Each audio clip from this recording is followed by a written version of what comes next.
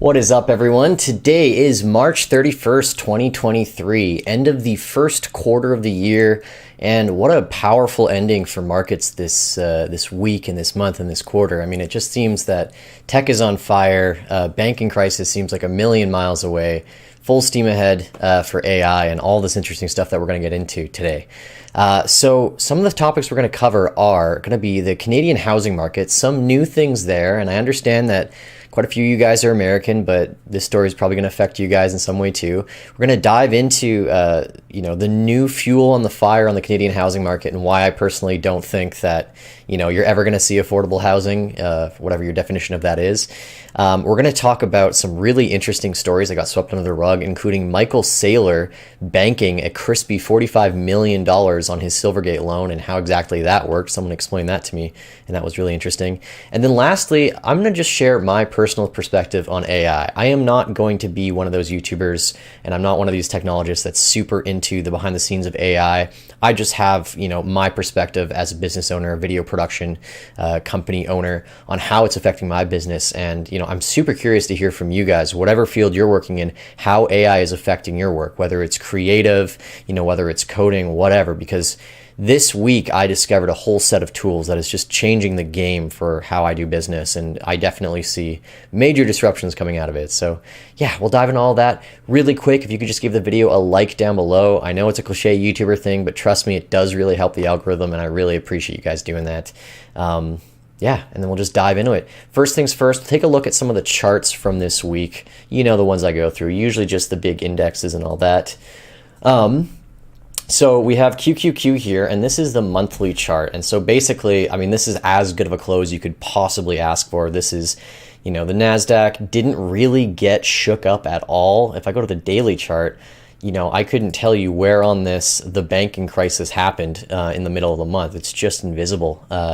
Technology stocks are, I guess, shielded it from it to a fault, Meanwhile, when you look at QQQ, you can definitely, see the kind of days of it transpiring here, or sorry, S&P 500, you can see the days transpiring here, and S&P 500 is way below still its February highs, while QQQ is just surging, and, it was, and I still think is a bit more battered than the S&P 500 in terms of, distance from all-time high.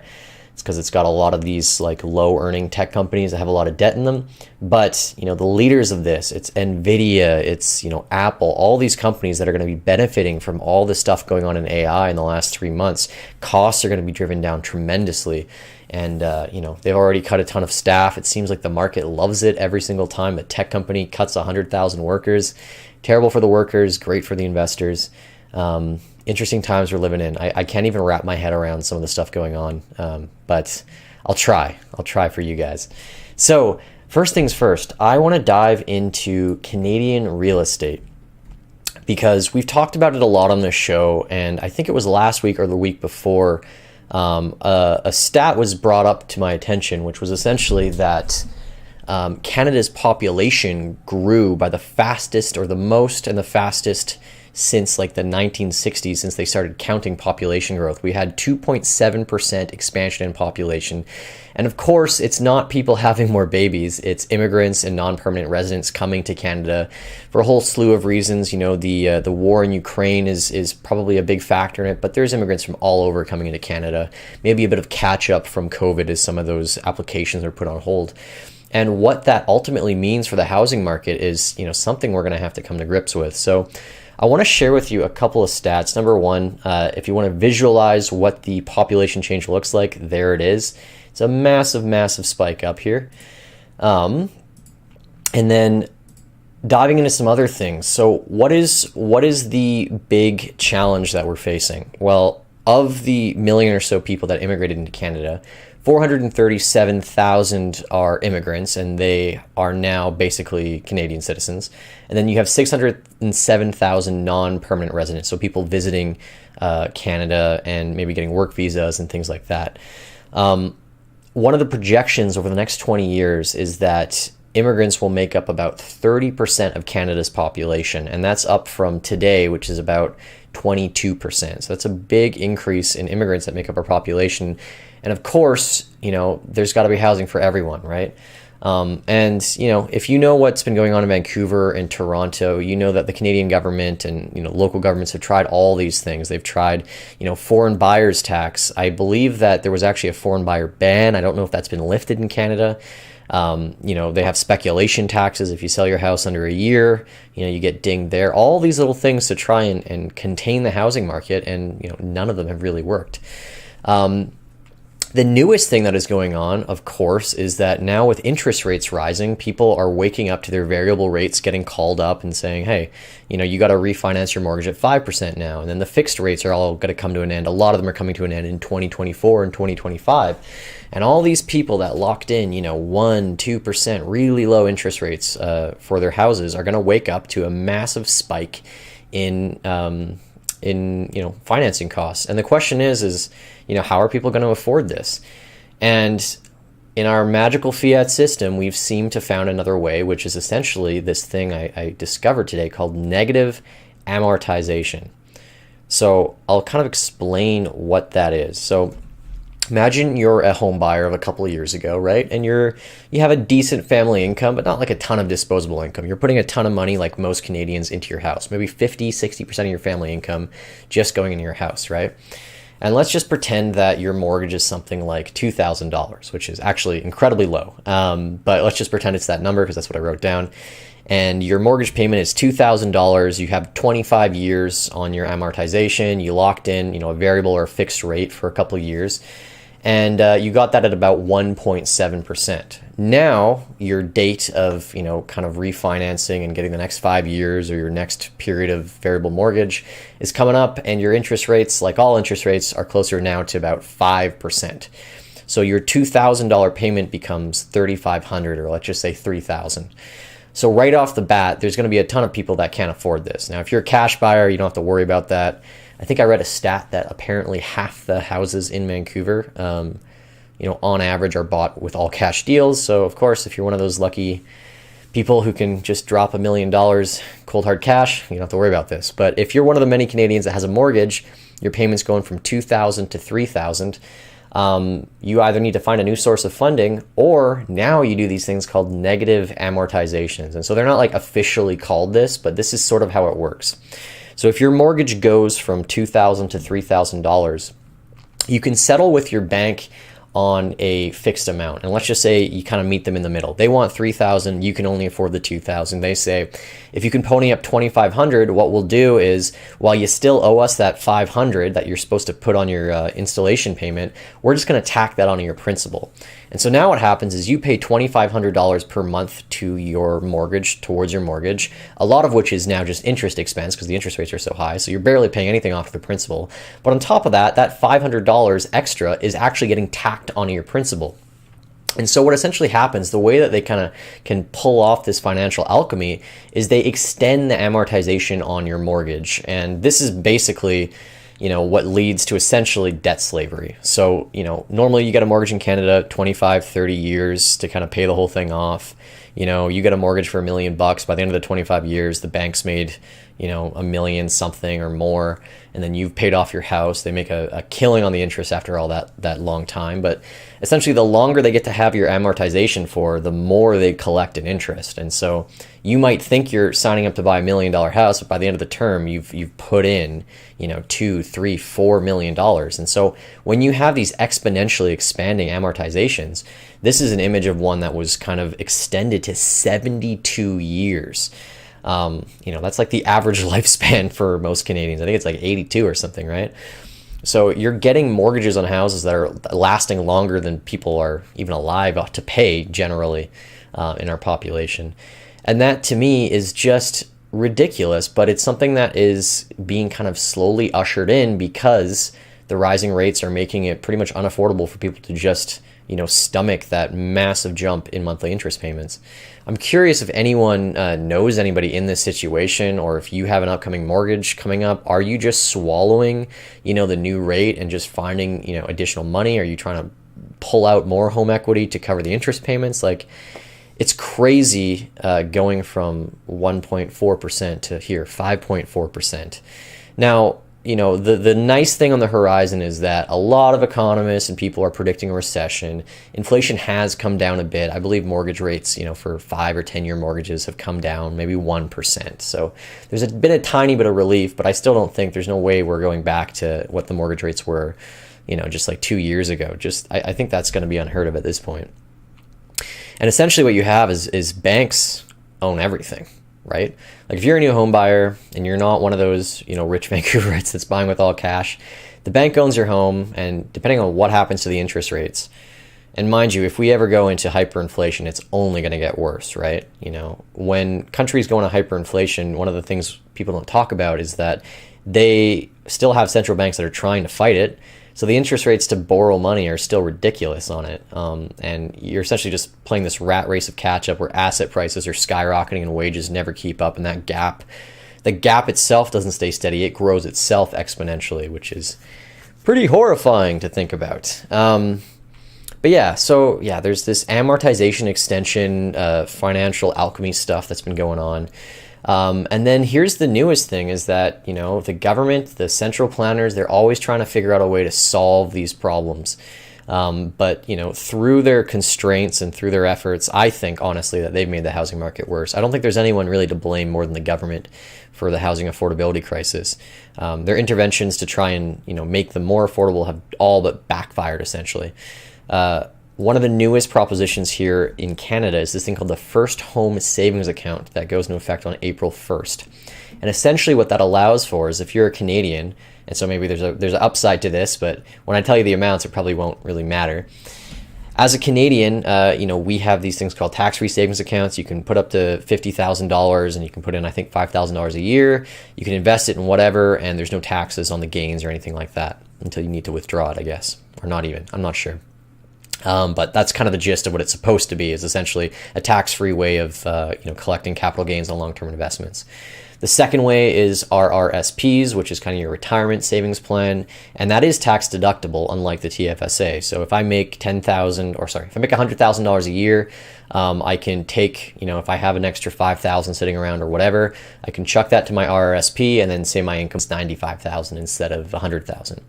And so what this new program is here, the FHSA, is essentially a combination of both, where if you are a first-time homeowner, you've never owned a home before and you don't occupy it, you can put up to $40,000 into this fund. And I think they allow you to put in about $8,000 per year. And I believe the way it's going to work is right now it has this $40,000 maximum. You can put up to $8,000 per year. You can take that $8,000 contribution, write it off your taxes. So let's just say you make $100,000, you don't own a home. You can take $5,000 of that off if you have it, put it into your RSP. Your income's down to $95,000, and then you can take an additional $8,000 and you can take that off the $95,000 and put this into the FHSA, and then your income is essentially $87,000, and then your income tax will be paid based on whatever that is, right? And basically, the amounts that you put into this fund, you can cash them out as long as they're going into a house with no penalization. So at the end, you can rack up this little savings buffer of about $40,000, and I imagine over time they'll just expand that, and you can put that towards getting a house. And so this was the government's way of basically trying to shore up more affordability for people. Basically, you can reduce your taxable income, put it into a savings vehicle, and make that like your down payment for a house. But what is $40,000? Well, that is about a 20% down payment for a $200,000 place. So maybe if you're getting a fix-me-up condo in Edmonton or something, that's nice. It's a 10% down payment, but the problem with 10% down payments in Canada is you got to buy mortgage insurance on them, so your payment just ends up going way higher. It's always better to do at least 20% minimum in Canada, from the sounds of it, for most people. So essentially, you're not really putting that much in this account. It's not really paving the way for, let's just say, a person who wants to buy a single-family home in Canada, where the median single-family home now is about $400,000 or $500,000. But of course, in the major cities, closer to $1 million. So, yeah, that's another thing that is making housing affordable/unaffordable in Canada. You have some other stats here. I wanted to throw this one up here real quick. This is Canadian cement prices. we build stuff out of wood here as well, but Canadian cement prices are soaring as well. So building costs are going up. Glass, other metallic, mineral products, just, the cost for that stuff's going up, which is, of course, going to factor into the cost of your build as well. And then finally, let's just visualize housing unaffordability. So this chart's a little small. I'll try and blow it up a little bit more. No, it's not going to let me. Okay, a non-condo in Toronto is about $1.25 million right now. So they would factor that you would need to have a household annual income of $261,000 in order to, affordably purchase a place like this. And it would still take you 18 years of that income to essentially be able to afford that, right? And so if you start now, that number is going to be 3 million by the time 18 years are up, maybe 4 or 5. So again, super unaffordable. And then a condo, let's just say you want to start small. Most home buyers, they get in with the condo market and then they upgrade to the big house. $713,000 for a median condo in Toronto. And you need to have a household income of $171,000, which is a little easier. Maybe that's only about $90,000 per head. So if you have a job with a degree or you're a plumber and your wife works in marketing or something, you might have a chance of getting a condo. It's still going to take you about 5 years to save up for that. Which is pretty insane. And so, everybody, there's this quote that I heard, and it was that everybody wants affordable housing, but nobody wants their house to be affordable. And I think that's sort of the situation we're in right now, where essentially what you have these skyrocketing interest rates, and housing prices are going down a little bit, 10, 20%. But as long as there's no contagion 2008 level, people leveraged to hell on their houses and the banking system unable to hide that, this is the best you're going to get. So if you think housing is going to become more affordable just based on like a market basis, you're essentially praying that the entire economy falls. So it's a double-edged sword. You might want more affordable housing, but it's going to come at the cost of your job likely. And we'll get into that later because I think there are things coming for your job and it's not a housing market contagion. But yeah, I think you could cut these prices in half. You could go down to $600,000 for a single family home in Toronto and $350,000 for a condo, but it's still just for the vast majority of people and earners, it's still way out of the realm. And so, when have housing prices dropped 50% in history and just stayed there? Hardly ever. And, I know a lot of people watching this show, they're watching from an analytical and market perspective, but if I was to give you a chart of houses and I see this steadily grinding line upwards and there's a big fast dip opportunity, and people are able to go to the bank and get mortgages to buy these dips, unlike buying stocks, do you think those dips are going to last long? I don't think so. We had a near complete meltdown of the financial system globally in 2008. It was horrific. And housing prices in Canada didn't get affected by that much, maybe 20%, 30% drawdowns, and they bounced back within 3 years. The US, it took them a little longer to recover, right? Because, people own 5 houses there or whatever, big short stuff. But yeah, and so all our solutions, again, what I get back to is, we've done rent control to try and make rents more affordable for people so that they can save up and buy places. Hasn't worked too well. That's a provincial level thing. Speculation taxes, that hasn't really curbed speculation on houses and people flipping and all that stuff. Empty home taxes, yeah, we've got lots of those in Vancouver. Prices are still going up. Foreign buyer bans, straight up, great. Yeah, people from, China, whatever country, can't just come in here and scoop up properties. It's not moving anything. And people keep thinking they can just do the same thing over and over and expect a different result. And I just don't think that's it. And I don't purport to be an expert in housing or anything like that, but I think it's more clear to me that if you opened markets up and you had less regulation and less integration of governments trying to shove these programs down on who can own a house, that the free market would probably take care of things much easier. So when I look at housing prices, I see 2 giant factors. I think immigration is a big part of it, right? Because that's the demand side. And then I think zoning laws are the second one. And it's not that if you just say, it's a free-for-all, build whatever you want, that housing prices will come down. Investors and builders have to see a reason to build in a city. So you could have super lax, zoning laws. That doesn't mean that you're just going to see a million new condos and everyone's condo gets cheaper. But relaxing some of those things, I think, has a much bigger impact than coming with these arbitrary bans on certain things, and then ones that aren't really even based or rooted in history, right? Like, foreign buyer bans in what country have, had a long-term impact on housing prices? Almost none. And then, you have immigration, you have, zoning laws, I think would be a bigger help to fixing some of the high prices. But we talk about this on the show over and over and over, and I will stress it till the end of time. The real reason that this stuff is as high as it is because the money is broken, and people look at housing as a store of value and an investment rather than a roof over their head. And if you want to see places where that doesn't happen, just go to any other country where housing isn't such a big part of their GDP, and you will see there are no such things as housing bubbles in those countries. Go to Portugal, a first world country. Go to Italy. Go to all these different places, maybe just outside the capital city. Sometimes the capital cities are always busy. Anywhere else in the world, you're not going to see such insanely inflated housing prices relative to what people make. And it's because people either have different vehicles for saving, or they don't have any at all, but they simply don't attract all of the people looking into this market, and they don't have, the ability to get these like 5%, 10% down payments to own a house. That leads to rampant speculation. And, this kind of race to get your house as soon as you can before the inevitable inflation train rolls into town and devalues whatever other purchasing power you have. So, yeah, it's not a spicy take today. I don't have the hot sauce out, but I think there's like different orders of effect that some of these changes can have. But ultimately, the real way to fix things is to just fix the money, have money be a store of value, and then people will not be panic buying houses, which I really think is the main contributor to the cost of housing here, is just people loading up and saying, hey, I got to get that security.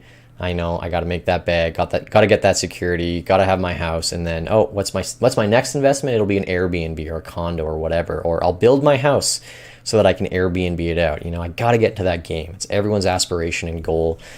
And I think you just find that if the money was working, people would look to other options. I think, one of the big things and one of the big problems that we have in Canada is we have so much overinvestment in housing, to the point where essentially entrepreneurs are not going out and building businesses, because it's easier to just buy a condo, and you can do that with way more leverage than the bank would ever give you to start a business, right?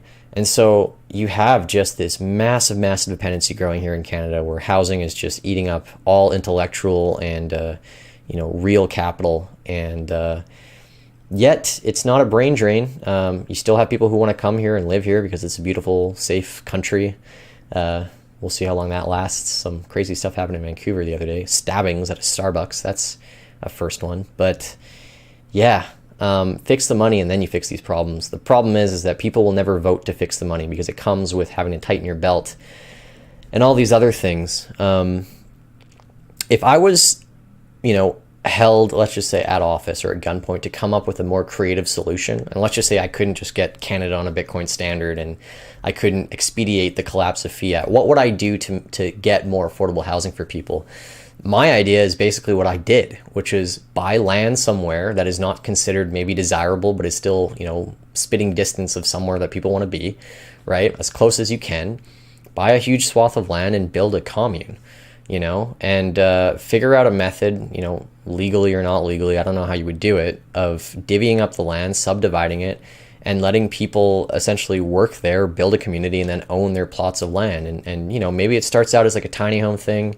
I don't think everyone aspires to own a tiny home for their big families in the future, but the thing is that people don't want to sacrifice living in cities, and that's why we have like one of the largest countries by landmass, I think, in the world. And yet all of us are huddled 100 kilometers on the border of the U.S., crammed into these cities.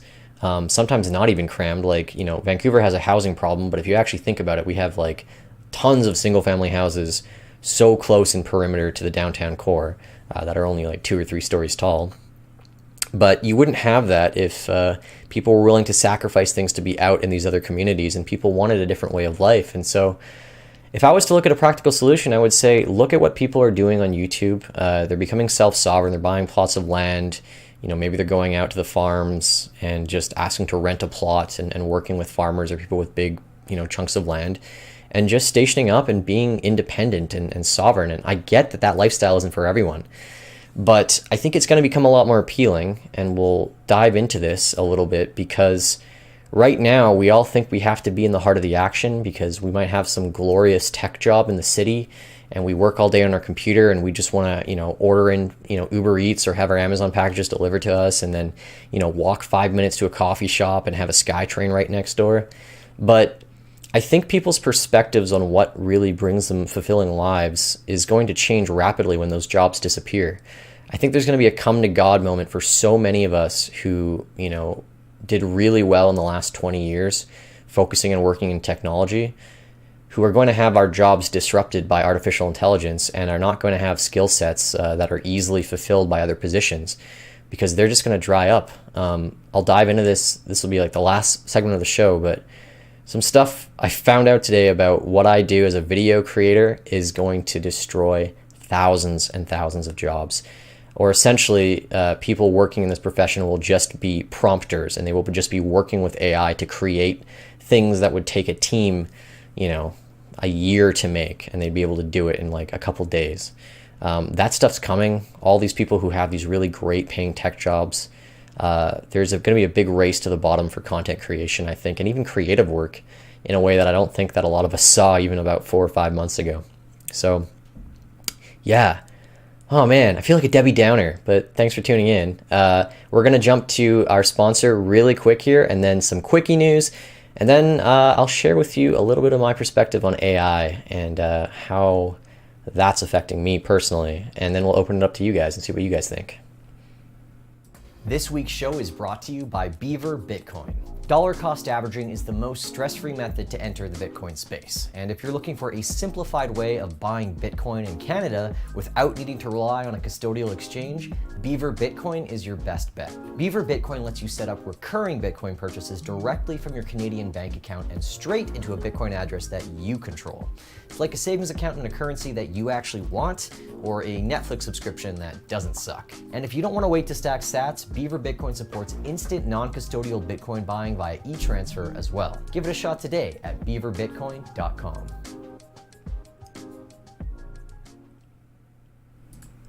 All right, my face is frozen.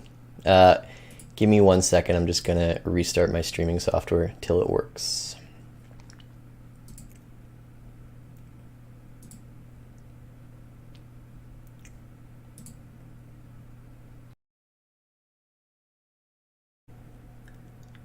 All right, sorry gang. This happens seemingly once every couple months. Can someone in the chat just send me a quick message to let me know if my stream is making it through? It kind of looks like it, but I can't tell.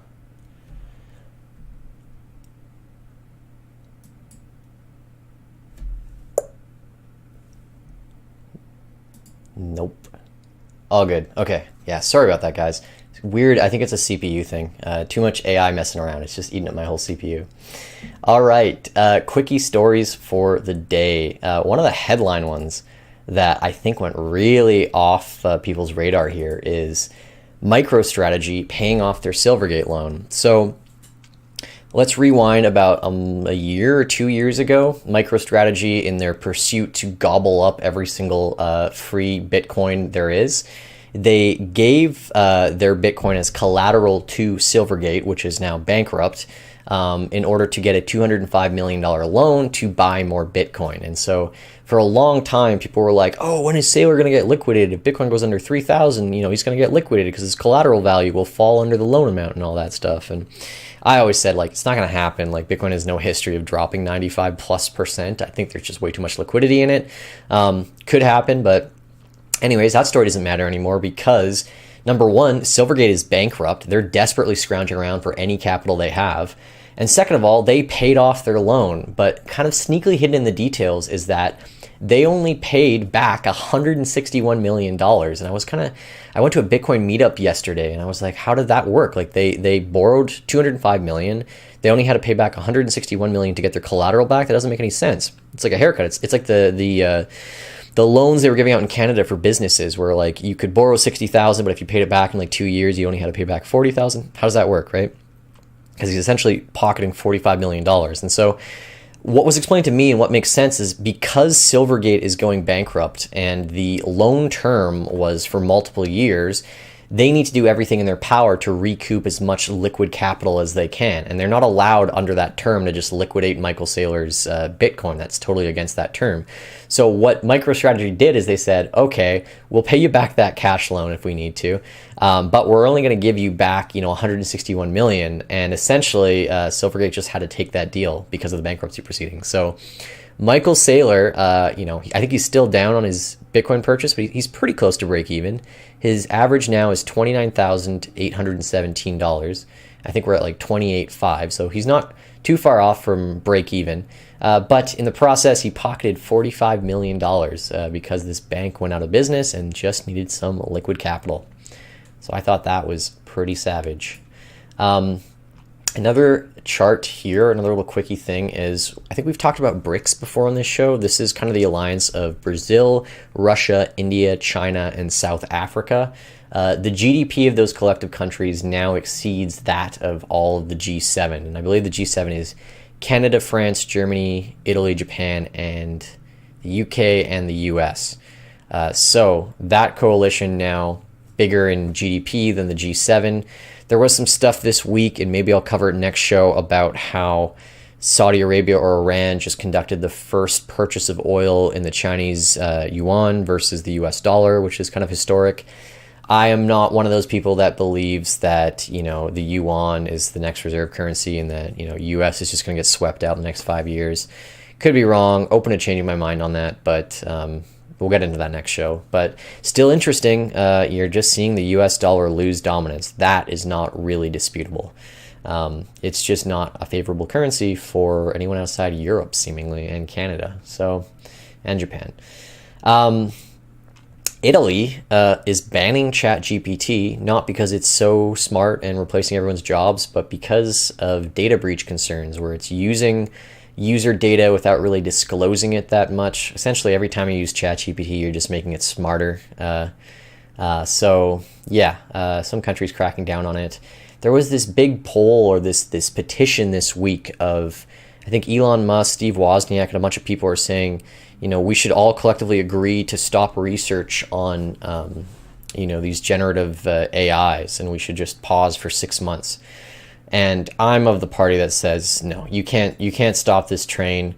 Maybe one day when, HAL or like Terminator AI, Skynet is coming for our throats, I'll regret not signing a petition like that. But I don't think really you can. Technology is this unstoppable force, and I understand that there is concerns at how fast it's evolving. But essentially, I think we can equip ourselves for it. I think we don't really realize that a big problem with the advancement of AI has to do with a inflationary monetary system that works very contrary to deflationary technology. That's in Jeff Booth's book. But I think we can prepare ourselves for AI, and I think, there's going to be a ton of upside and benefits to it.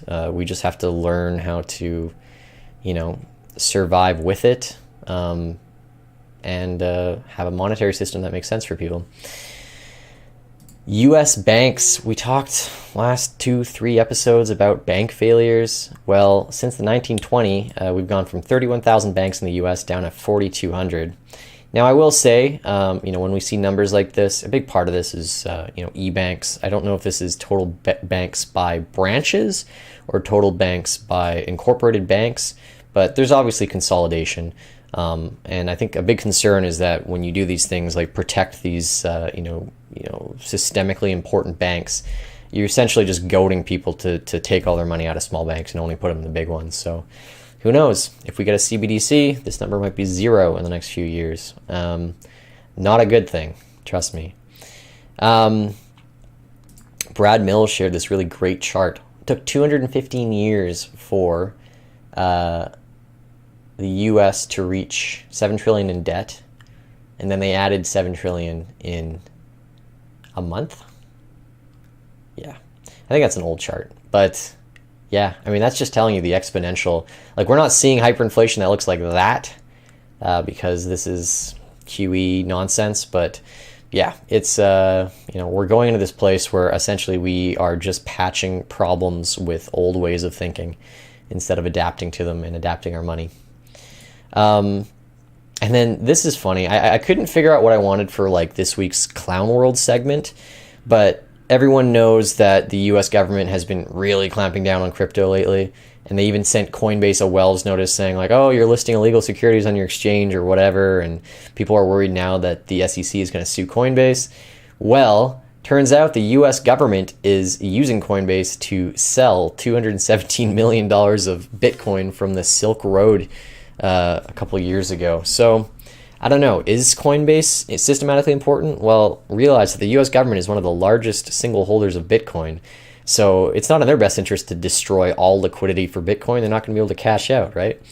And the nice thing about this is that I think all this happened on March 14th. So, the market was able to absorb almost $250 million worth of Bitcoin in about a day without doing anything. I imagine it was like an OTC transaction. And apparently they're looking to sell about 49,000 more Bitcoin, probably through Coinbase, which they're trying to sue for listing unregistered securities, which they did list unregistered securities, but I just find that funny. You can't have it both ways. Like if you want to use Coinbase, you can't also simultaneously destroy, their business with fines or whatever, but is what it is. I wouldn't be sad to see Coinbase go though, personally. Okay, here's my actual Clown World. This was shared by John Eli. Great guy I've worked with before with Bold. But so Keynesian economics, just for those who don't know, is this, I'm going to very, generalize what it is, but it's essentially the belief that government should partake in the supply and the demand metrics in the economy. So government spending should move certain sectors of the economy. Keynesianism is like a big part of the military industrial complex. There's certain industries that the government should have their fingers in at all times. And that's sort of just the general belief of Keynesianism. And so Janet Yellen, good old Janet here, she was asked about this. Madam Secretary, you're a Keynesian. Well, I don't quite know what you mean by that, but I've certainly... Madam Secretary, you're a Keynesian. Well, So yeah, Janet Yellen doesn't know what a Keynesian is. And then this was about a day later. Was an accomplishment. We should celebrate these developments as a collective contribution of our economics profession, just as the Keynesian explanation for recessions and depressions was an accomplishment of our profession in the mid-20th century. It's time to continue this work anew. My pledge to you is that I will continue to lead on the crucial work of financial stability at Treasury, and I hope you will be our partners as we continue to build a financial system that works for the American people. Thank you so much for this honor. Yeah, so, Janet Yellen, liar, Treasury Secretary, whatever you want to call her. All right, enough of that negative stuff. I have a really uplifting video for you guys. I wish I got this scoop because it's awesome. It's the type of video I'd love to make. My buddy Joseph Hall, he's a great reporter for Cointelegraph, went out to, I believe it was Ireland, and did this awesome documentary on biodigesters, which are taking cow poop and they're turning that into energy, and they're selling some of that energy back to the Irish electrical grid, but they have excess that they can't sell, and they use that excess to, of course, mine Bitcoin. And it was such a great produced thing. They cover like every aspect. If you ever have somebody in your family who, is shitting on Bitcoin for its energy usage, show them this. It addresses everything, and it's great. Farmhouses, cattle pens, and heavy machinery nestle among picturesque rolling fields. This is a typical Irish dairy farm. But just next door is a different kind of farm.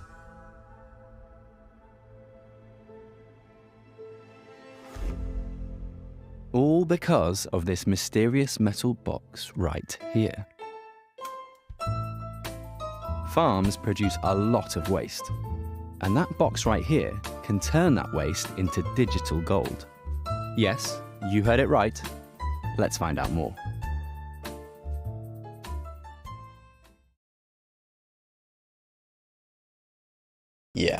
Yeah, super awesome video. 14 minutes. It's fantastic. I love it. Like I'm gonna live for the next like year and a half making all these stories debunking, you know, all this like Bitcoin FUD and whatnot. But it's so cool to see what people are doing, and being able to finance and also like do for the environment too, right? Like taking all this waste, utilizing the methane is methane that's not going into the atmosphere, and it's going into Bitcoin, which you can do whatever you want with, right? So yeah, super cool. All right, lastly, let's talk about AI a little bit. I'm going to show you a couple things that I stumbled upon that are absolutely changing the game for me, and then I will share with you some of my thoughts on what this could possibly mean for our economy. So just to give you a snapshot in history, right now in the US and Canada, we have the lowest unemployment rate in, I think, 50 or 60 years. Like that is where we are in history. And I think everyone sees the writing on the wall with AI. It is going to disrupt so many jobs. But just for the moment, we are in the lowest unemployment in basically like forever, since the Great Depression almost.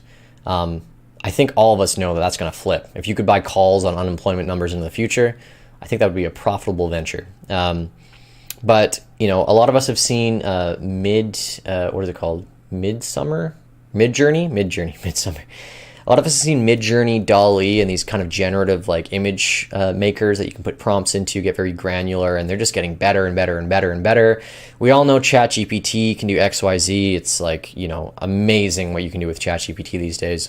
But this is it's just constantly upgrading itself. And so now they have one called Model Scope Text to Video. This is Will Smith eating spaghetti.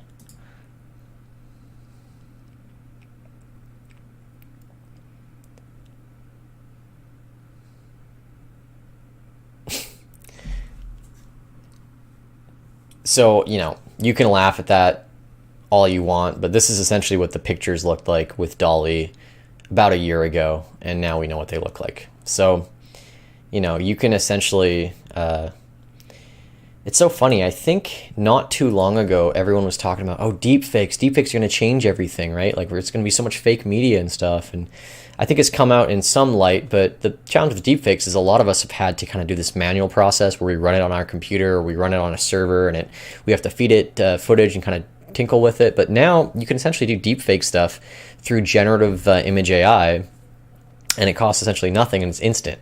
You know, to generate deepfakes on your own computer takes hours, and that's not really getting a ton faster just because there is like a set amount of processing power. But you send it to a server warehouse, you pay a $10, $20 subscription or whatever to these services, and you can do stuff like this in minutes. So yeah, Stable Diffusion is basically going to replace the deepfake, you know, tool as we know it today. Now here's the scary part. Here's the really scary part, in my opinion, is AI music generation. So there's a program here, a website called soundraw.io, where essentially you can create music from prompts. So you can go and you can say, I want to have a song made about this. I want these instruments, and you can even pick out a virtual voice that will rap or sing to said song. But what's really happening with this is what is going on with all this AI, where essentially you can eventually, I don't think it's in there right now, but they're working on it, where you can feed it another song and it will give you a cover or an iteration of that song. If you really love, you know, I've been listening to a ton of Arcade Fire recently. Throw those songs in here. It'll make you either a cover with different instruments. It'll figure out all the musical notes just from listening to the song, or it'll make you a very similar song. It'll find the chords, give you a similar song with similar tempo. You could even plug in your own lyrics if you wanted to. And so what is this going to do? Well, I thought about this on my own industry and I messed around with this tool. I pay about 60 to 70 bucks per song when I make videos for customers.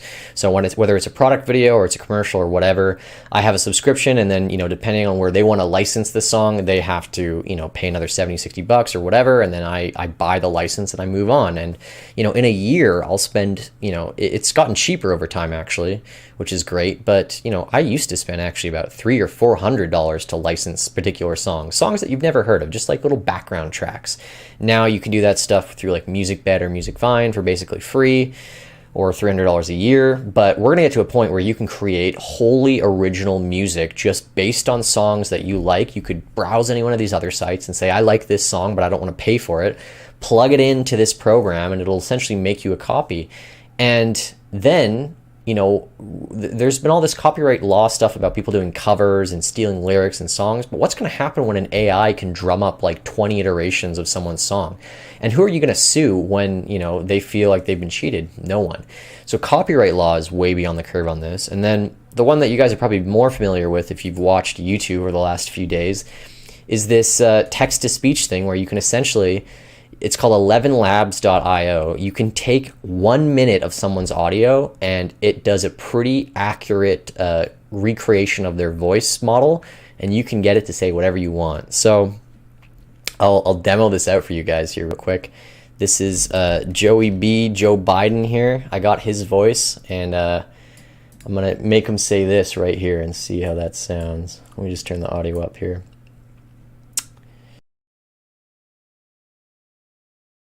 Make sure to subscribe to the Kinetic Finance channel. Julian is putting out the best content in the game. Screw the Keynesian propaganda machine. Joey B giving me the endorsement, endorsed by the president. Isn't that awesome? And then, you know, you can plug this into one of those Stable Diffusion apps where it can take a clip of Joe Biden's face. And right now it looks a little sketchy, but again, we're like a year away from this stuff being indistinguishable from reality. And so, like, what's going to come of all this? It's a creative explosion, number one. You know, people are going to have fun with this, make all sorts of memes. You know, the journalists and the reporters are going to be screaming, oh, look at all the misinformation potential. And then they'll, you know, lobby governments to regulate it that way. But most of all, people aren't seeing that this essentially disrupts major industries. Number one, voice acting. You know, this stuff sounds a little bit monotone, you know, but this is like, again, the first iteration of this stuff. You can essentially get samples of anyone's voice and you could generate it to say whatever you want. If someone comes after you and say, hey, you know, I think you used a sample of my voice to do this speech synthesis thing. I think you're infringing on the rights to my voice. You can just say, give me proof, right? Maybe I just use an impersonator. Like you can't own Morgan Freeman's, you know, way of speaking, or Christopher Walken. Like you can't own that stuff as much as people would like to, maybe. And so all these people with great voices and great ranges and stuff, you just need samples from the past. And eventually you do enough rounds to these synthesis machines, and eventually you'll be able to give them really, you know, specific directions on intonation up and down. You can run this app a bunch of times, you know, so it doesn't sound like it's very monotone. I'll give you another example. So, you know, I can go to voice settings. That one was kind of monotone.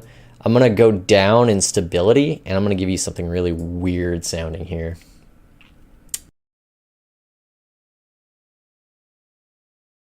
Make sure to subscribe to the Kinetic Finance channel. Julian is putting out the best content in the game. And screw the Keynesian propaganda machine. So that take, completely different, right? And so anybody who's like a audio editor can just mix these things up and create brand new things. You know, voiceover artists is done. You know, voices for animation. You know, pick your favorite voice actor from the '60s, clone his voice. Done. You want to have a background track? Feed it your favorite song from the '60s. Done. You know, this stuff is going to radically drop the cost of production. Unions are going to be pissed about this sort of thing, right? Because they're protecting all the actors and their likenesses and lobbying for their rights. But it's just like, you know, what are you going to do? You're going to lobby in an industry-wide ban on using AI tools to create voices? I mean, that actually sounds kind of probable because that's what unions do, but like you can't stop technology. The content will still be created. And then you mix that with this video synthesis stuff. Imagine all the visual effects stuff people are going to be able to do with this in the future, right? Take this clip and add an explosion here, add a little bit of camera shake. It's going to look ghetto for the first year or two, but I'm telling you, in years, it's going to be indistinguishable.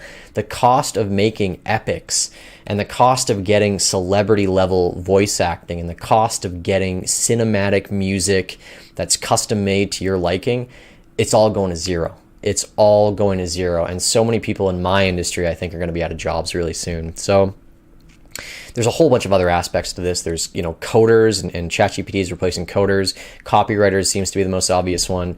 But seeing some of the tools come out that do the music, the voice acting, and now the video really makes me think, damn, I thought I was in a position that could not be automated away so quickly, but it really seems like a couple years away. And so what ultimately is going to be important for someone like me or other storytellers is you're going to have to figure out how to tell stories that computers can't replicate in a convincing way, or something that is just wholly original and down to earth, and something that a computer or a person behind a keyboard would never think to kind of make up. And so that's a little bit why I'm pivoting to try and do a little bit more like getting out there and talking to real people and doing real interviews with people, because who knows, maybe a computer will spend all day creating fake street interviews like the ones you see on TikTok, but I think that's a little less likely than them just replacing all the stuff that we spend millions of dollars for, using computer graphics and expensive actors for. They're going to come to lower the cost of that stuff.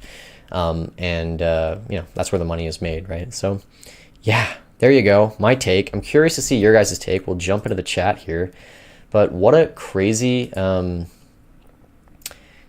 of things going on in life. But yeah, all right. So yeah, I put a little poll up here. Did you or someone you know relocate this year to a cheaper town or city? And what do we got here? We got 14% said they personally did, 36% say they know somebody who did, and 50% said neither. So that's kind of surprising. I don't know where all you guys are from, but man, like, I have about 2 close friends and overall all about 5 acquaintances that moved this year. And specifically, they all moved to like Edmonton and Calgary, of all places. But yeah, like that's just, to me, I mean, that's just a sign of the times. Is essentially like, yeah, people are getting priced out. Like that's a little bit obvious with what's been going on with housing prices and all that. But yeah, I think if you have a high mobility and ability to move around, then this housing crisis and housing affordability issue is not going to be as big for you, because, if you are able to live off the land, you're able to move to a smaller city, save your money on rent or owning a place or whatever, you're going to be able to handle this stuff, and housing affordability will be less of an issue for you. But, for everyone else that loves the things the way they are, there are going to be a tremendous amount of people who will fight to the bitter end to stay where they are, to stay in a town maybe they grew up in. One of the things I realized is, like, I have a couple friends, Adam O'Brien, I don't know if he's watching the show, but I don't know Edmonton that well, but he's a pretty well-off guy. I imagine he could live anywhere he wants, right? And he chooses to live in Edmonton, and what's the primary reason for that? Well, that's where his family is, right? Like, why would you want to move away from your family? Like, you would have a really damn good reason to do that. And so I think of all the people that kind of have generational families in Vancouver and Toronto, and unless those generational families own real estate or they're in like a perpetually easy to stay in co-op, they're going to get priced the hell out, and that's an awful thing to happen.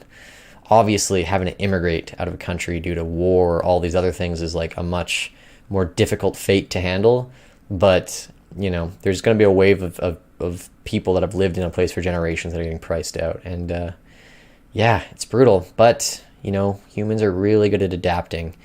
And while I don't think there is going to be a big financial crisis, I don't think anything is going to make cities affordable again until we get onto a sound money standard. I think it'll change people's time preference too in terms of where they live.